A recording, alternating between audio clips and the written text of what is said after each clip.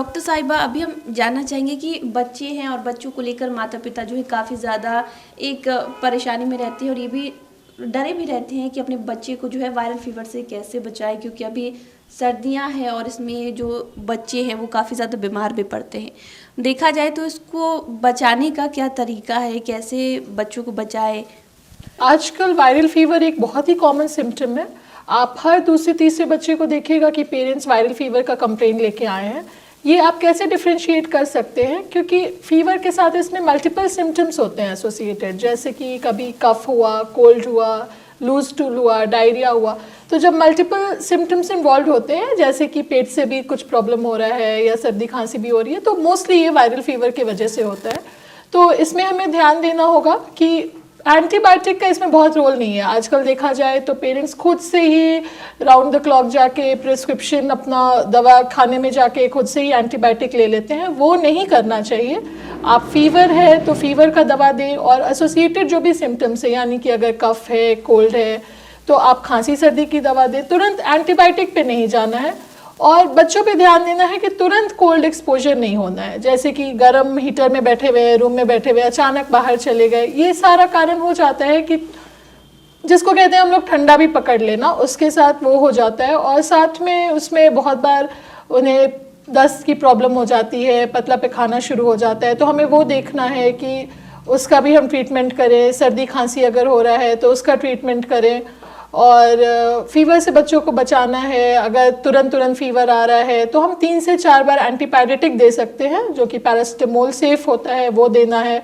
और एंटीबायोटिक से बचना चाहिए।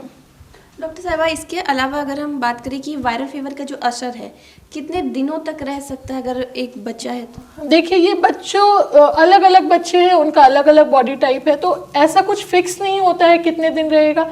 कुछ 3 दिन रहते हैं, कुछ 5 दिन रहते हैं। पर आजकल जैसा फीवर आ रहा है, औसतन इस सीजन का फीवर 5 से 7 दिन वायरल फीवर रह रहा है, फिर वो खुद ब खुद चला जाता है। तो 5 से 7 दिन का आप मतलब समझ के रखिए कि फीवर रहता है। इसके अलावा अगर बात करें कि बच्चे हैं और बच्चे तो बदमाशी करते हैं, या फिर अगर वो प्रोटेक्शन की अगर बात करें, वो केयर की बात करें, तो वो केयर उतना ज़्यादा ले नहीं पाते हैं। ऐसे में विशेष ध्यान जो घर पे रखा जाना चाहिए। कोशिश करना चाहिए कि अचानक से ठंड में बच्चे को नहीं निकलना है। जो छोटे बच्चे हैं, नवजात बच्चे हैं, उन्हें भी हमें ध्यान देना है कि हमेशा टोपी पहना के रखें। उनके छोटे छोटे हाथ में मिटेंस आते हैं, मिटेंस पहना के रखें, सॉक्स पहना के रखें। जो बड़े बच्चे हैं उन्हें भी एटलीस्ट सॉक्स पहना के रखें। मतलब ठंड से थोड़ा प्रोटेक्शन करके रखना चाहिए। ऐसा नहीं कि सब कुछ ना मोजा पहना है ना टोपी पहना है, बच्चे घूम रहे हैं, वैसा नहीं करना है। बच्चों को ठंड से प्रोटेक्शन दे के रखना है।